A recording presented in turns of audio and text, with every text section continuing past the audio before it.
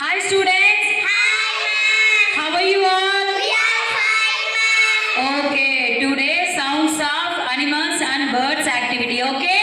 ma'am. Okay, ma'am. Birds and animals have their own way of communicate each other.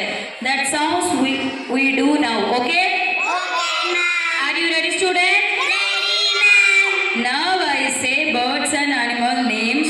You want say their sounds, okay? Okay, ma'am. Okay, let's start. Does dog says? Bark. The lion says?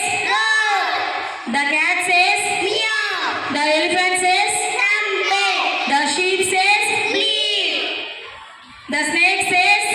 Hiss. The duck says? Quack. The crow says? Caw. The frog says? Crow. The tiger says? Roar. Okay, very good. Clap yourself.